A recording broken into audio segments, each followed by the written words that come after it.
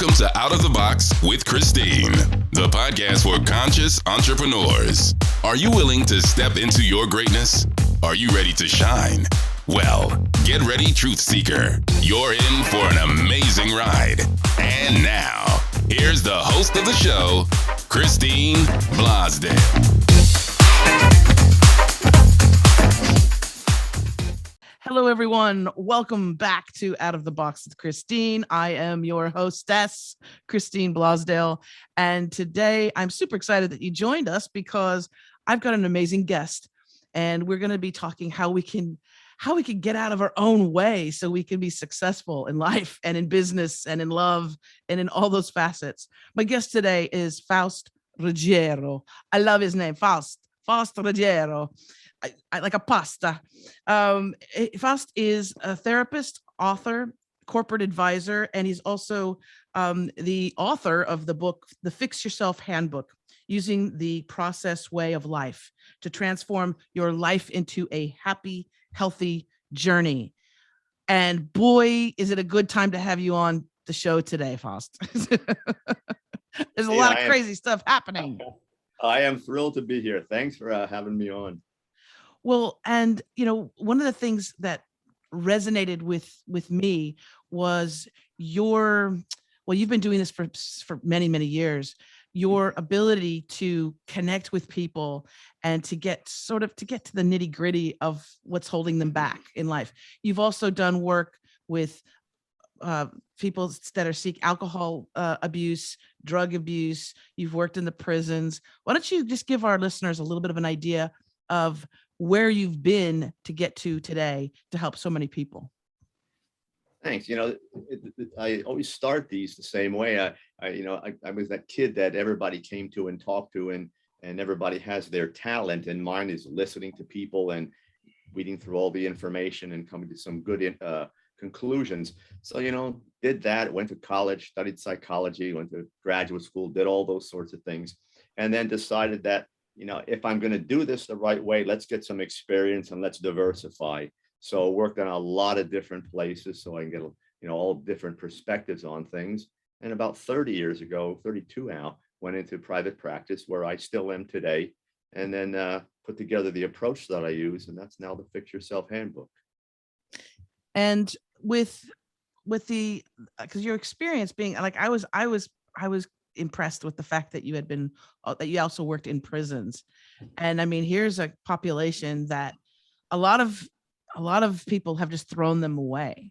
They say you must be a horrible person if you're in prison and there is no redemption for you. You need to suffer.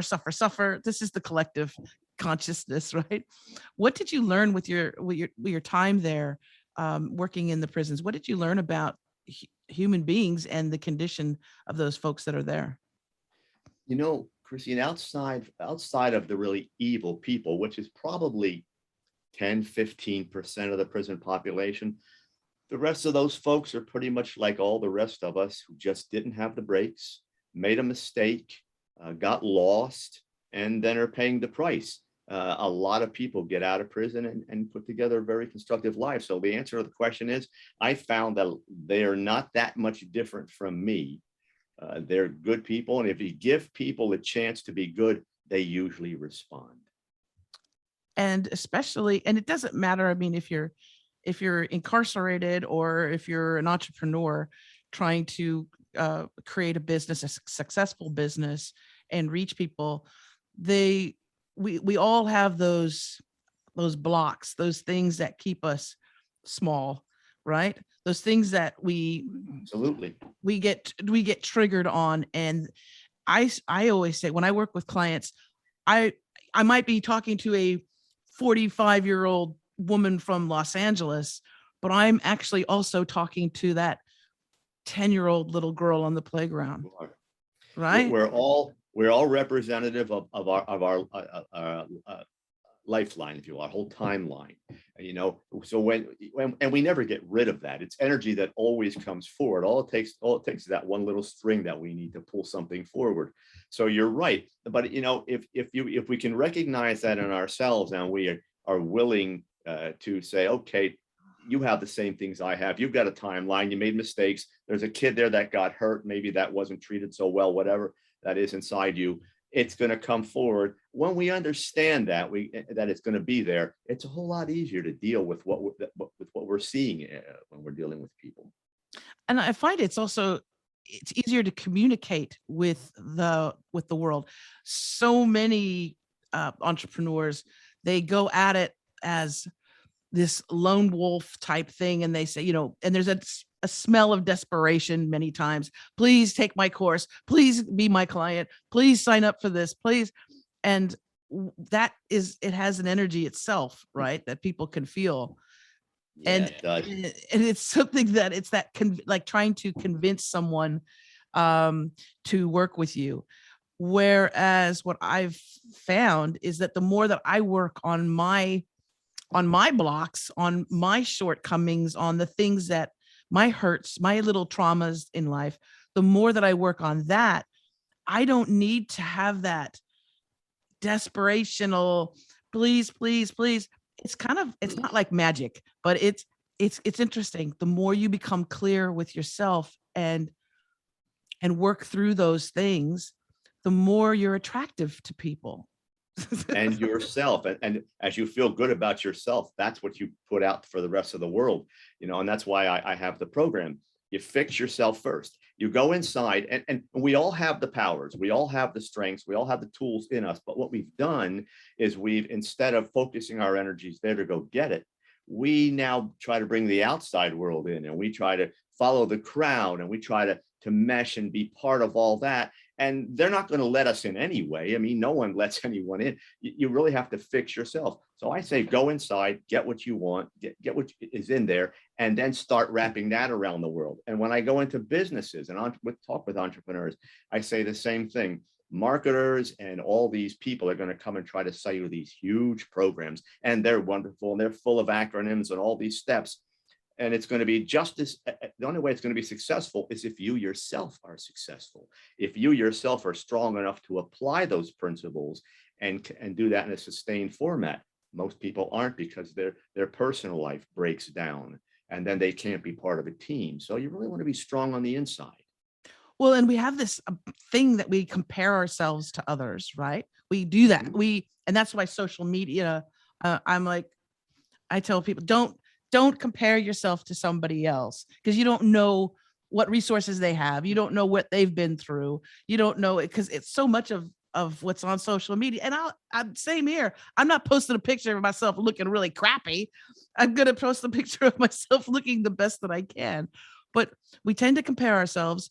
And here's the big one is, and I've worked with so many clients that have this issue as well, the need or the want to be perfect.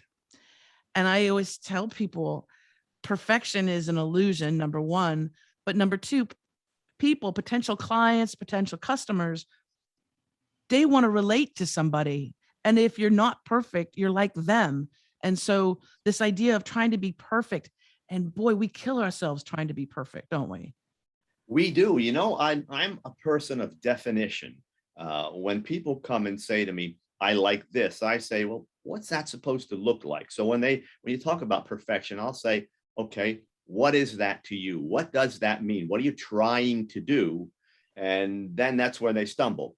And then, my first thing with people is, let's weed out all the garbage. Let's get all the things you're doing, the dishonesty, the denials, all the games you play to keep yourself afloat. Let's get the envy out of the picture. Let's have you stop trying to be the other person, because believe it or not, they're trying to be you. Yes. It's just, talk about a crazy situation. We're all doing this. It's not like, somehow we saw, well, there's that person over there. I'll be like that person. I'll be okay, because they're looking back and what are they doing? They're trying to find all our strengths and trying to be like that, because no one seems to have a guide to how you make this happen. So we try to figure it out again from the outside. It will never work. You have everything inside. Go inside and get what you want. That's what I say. Oh, it's so important. And I spoke to a gentleman the other day, and it was very interesting because he was boiling it down, and instead what we're all seeking, really, it's not even so much the perfect relationship or the perfect job or money. We're seeking happiness. And so many of us are walking around so miserable because we don't have that house. We don't have that partner. And it's what it is that we're sad because we lack that happiness, but that happiness is not sought outside of ourselves. Right? That's why the house and the car and all the flashy stuff doesn't do it. When you get to the point, I always tell people, how do you know you're happy? You don't need anything. When you can say, Yeah. I don't have to have that, that's when happiness comes and gets you. But as soon as you say, I don't have, and then we set destinations. When I get there, when I get that, I'll be happy. No, you won't. When you get there, since that's the way you operate, you'll look in a different direction and you'll try to find something else. That's the process you're using. But when you get to the point that you learn that when you become balanced, when, physically, intellectually, spiritually, emotionally, you balance your energies, and it's not hard. That sounds like I'm coming, at you from some far-fetched place. I give all the right steps. There's simple things that we can do inside us all the time. In the old days, that's what they did because they didn't have anything else to, there was no social media and all this stuff we have. I always talk about the sneaker choice. When I was a kid, we had 3 or 4 choices of sneakers. Yeah. And they were 2 colors, black or white, high tops or low tops. And we were thrilled if we could get one this time, maybe next year, get another one. And we can make the choice and be so happy. Now you go into the sporting goods stores and there's 300 shoes on the wall and you can have all these things. And when you come home, the first thing you are is not happy with your shoes. We don't need all these external choices and all these things to make us happy. We need to go inside to learn how to be happy with ourselves. That is the key. That is the key.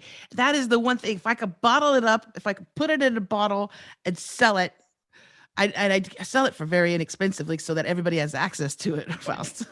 but that is the absolute key. And it's this elusive, it seems to be this elusive target, but it's only because I believe it's only because people have been fooled into believing it is that outside stimulus. It is that partner.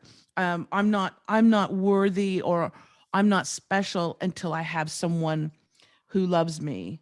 Right. And that's also some childhood things as well. But I'm that always that seeking outside of ourselves. And it's also, I think it's because for many people, it's too scary to focus on themselves and what's going on in here. It's too scary of territory. So I'm going to focus all my energy outside. Right. And that and place right. is, yeah, scary. It's right. But everyone's under the illusion that when you go inside, you're going to just fall apart. You're going to find all this horrible stuff. The horrible stuff is what's covering up all the beauty in us. When we go inside, that's where we're going to find the beauty. And that's that stuff that's going to make us feel good. And we're going to say, for example, well, I met this person. I like that person.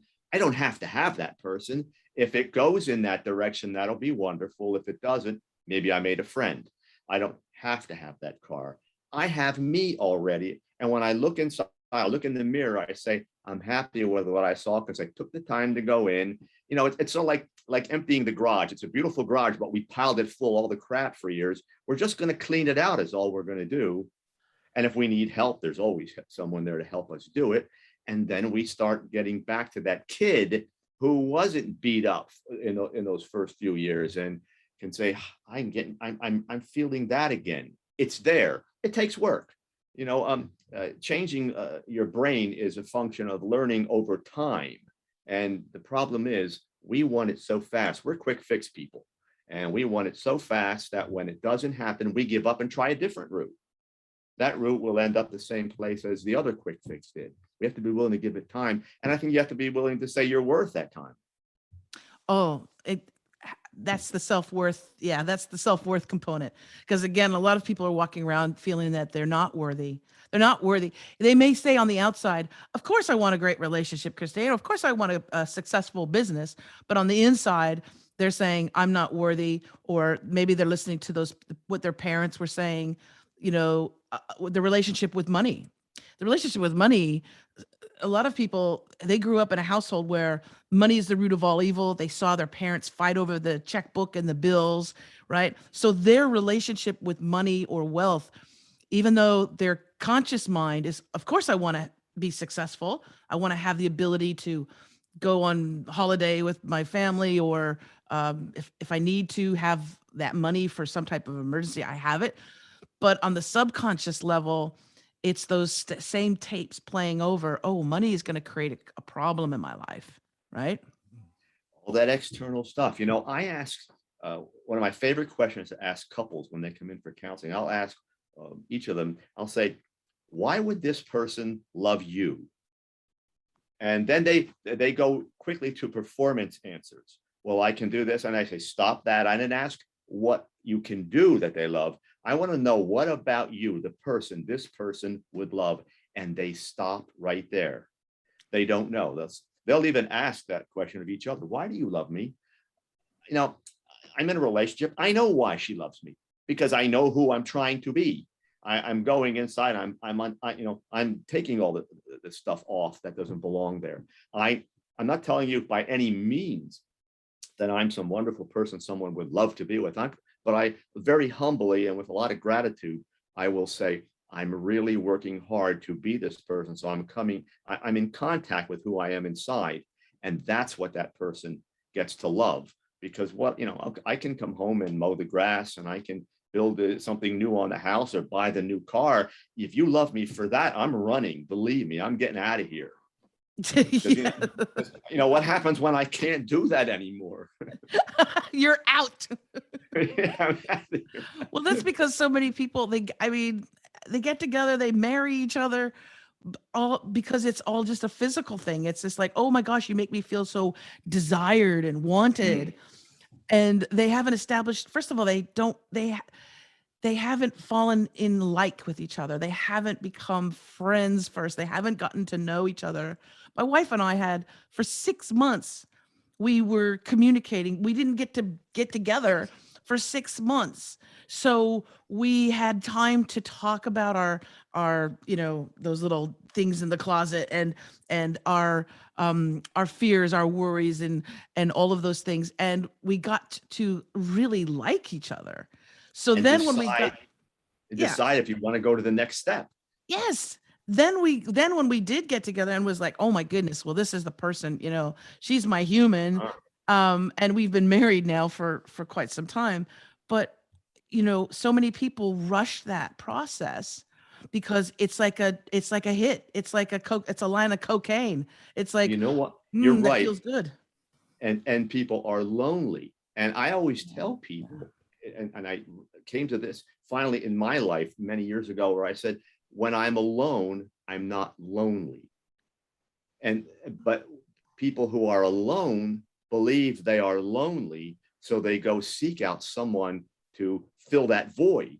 And as soon as someone looks good and they can check off 3 or 4 or 5 of the important boxes, they're okay. But that was never the reason. Again, I say, if you're going to go into a relationship, it should be with a balanced format. I don't need you.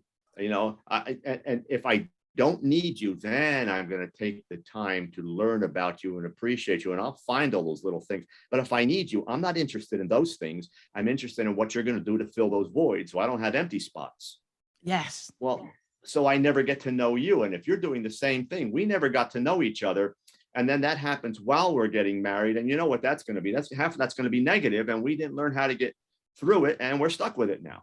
So, it's about not needing, getting to know each other. And we did that pretty much what you did. We took our time. It was a long while before we really got together, and all we did is talk and, meet and talk and get to know each other. And we said, by the time we decided it was a relationship, it was already best friends. And unconditional best friends. There you we go. Knew everything about each other. And you did that. Okay, I still love you. I'll love you more if you need that right now. And it's constant putting the other person first. And I need to make sure your feelings are okay, because you're you. you're my person. And if you're both doing that, it really doesn't have this completion factor. That never enters into the picture. It's now that happiness factor that we're talking about. And then also, then no one can take that away from you. Mhm. You know, well, you've seen it as well. Like so many people who do end up getting divorced, it is this bitter. I mean, there's violence. There's, Mhm. there's anger. There's the kids feel it all. I have a wonderful friend of mine who was actually married to a famous let's put it this singer, and so their relationship was very much public in the public eye. But when they decided to separate, to get a divorce, they just, because they loved each other so much, they just said, I'm not happy living with you. They got the divorce, but they remained in each other's lives. And it was almost like not a celebration of the marriage being, of them going separate ways, but it was like, you know what, we value each other. We really do truly love one another. It's a new stage of the love. It's a different way to love, without and getting it to the point of anger and all those kinds of things. There's We no recognize ego in it. That's there's the no thing. ego. There's no And ego in it. Like you, that's right. and so these children grew up in such a healthy way to see how relationship, how to have a healthy relationship and how to end a relationship in that particular way. But now they have, when it's the holidays, they spend time together. There's no and all of that anger and all of that resentment, what that does to our our mental and our physical bodies is crazy. But I just thought it was such a beautiful way of saying, okay, this, we had a marriage for X amount of years. We've got great kids, but now we decide to go our own way. And it's such an adult way. It's such a responsible way to do it. I wish more people would do it. I really do. Faust, we have a few minutes left. And I know since you are the author of the Fix Yourself Handbook, would you mind giving our listeners and our viewers on YouTube maybe just a couple little tips, little things? I know you can't go through the whole thing. People have to get the book, and we'll put a link in the show notes for people to get the book. But maybe you can leave us with a couple nuggets of wisdom. Sure. I talk about balance, and that's that internal balance: physical, intellectual, emotional, spiritual. That's where you want to go. When you go there, you really create a world that you like. And, we hear everyone in the world, every self-help guru in the world say, you got to love yourself. Of course, no one told you how. And you mentioned it, you alluded to it just before. You said, we've got to learn to like our world. We have to like ourselves. We create a world that we like. When we get there, we'll start moving into that love factor we're talking about. My program is about getting you to like yourself. First step, slow down. I tell people this all the time. We go so fast. I was just talking to an 83-year-old man. So what's the difference in what you see in terms of the change now versus when you were young and the change? And he said, this world's going so fast, no one has time to think. They're making snap decisions. Slow down is the first thing I'll tell people. Next thing I'll tell people is be willing to be honest with yourself. Have no agendas. Don't make a decision and then look for so-called information to substantiate it. Go with the flow of the information. It may not get you where you want to go, but it will be where you need to go. That I guarantee you, if you're truthful. Be willing to do that. And the third thing I like to tell people is get your emotions and just table them for a while. Something comes up, take a step back and say, let me get the information, then let me see what I'm going to do. Don't react emotionally, because all you're going to do is go fix what you broke after you reacted. So take your time, get your intellect in the game before your emotions. You're still going to have time to express your feelings. Just get your brain in there first. If you do these things, you're going to find out that you have some strengths you never thought you had, and it will open the doors not only to the rest of the program I'm teaching, for the rest of your life. And we don't realize that we're like those hamsters in a habit trail thing, in that little wheel. Yes. We don't realize, because I think we're becoming more used to it. But that is so true. And when when you really feel it, Faust, is when you, and it's so rare we get this opportunity, when you take yourself outside. Let's say you go into nature, you go camping, or something like that, where you don't have this, where you don't have your phone, you don't have the internet, and all of a sudden you can feel your body, and there's no electricity, because also in our houses we have electrical Everything. wires. We're Wi-Fi, right? We have all this charge. When you're out in nature and you're barefoot and you put your feet on the ground, or you're at the beach, you can feel your whole being just kind of Yes, and you can. we're so not used to it, but when you tap into it, oh my gosh, that's what our ancestors felt. That's what they found. And we can make those decisions. Any of us can come home and say, I'm going to put that cell phone away. I'm not hitting the computer or TV. I'm going to go for a walk. I'm going to do something outside. We can do that. But, this fast pace, not only do we plug into, we actually accelerate it ourselves, because it produces all the chemicals that our brain loved, all the adrenaline flows, and it's addictive. So we seek it out. We have to make it a conscious practice. And the way I tell people is, you know what, for 15 minutes a day, say, I'm going to unplug and do something nice and easy for myself. I don't care if it's meditation or yoga or praying or whatever you do. 15 minutes a day, just take yourself off and start that way. You don't have to start by unplugging completely, because you won't. Just start slow and then expand a little at a time. You can do it. I love you, Faust. Thank you so Same much. here. You're welcome back to Out of the Box anytime at all. Anytime you want me, you just let me know. It was really enjoyable. I think we clicked real well. I think hopefully people learned a few things, but it was certainly a good time. And I think there's a lot more in us to go here. Oh, I think so. I do. If our wonderful listeners and viewers, if you want to learn more about Faust Ruggiero, you can go to his website, and I'll make sure that I put the link in the show notes. It's going to be on the screen as well for YouTube fans, and it's faustrugiero.com. And we'll also put a link to the book, the Fix Yourself Handbook, using the process way of life to transform your life into a happy, healthy journey. Make sure that we put that link as well. And again, thank you so very much, and be safe. You've got a new friend here in Australia, and again, just thank you so very much. And I want to thank you, wonderful listeners and viewers, for tuning in today. If you want more information about this podcast, you can go to outoftheboxwithchristine.com.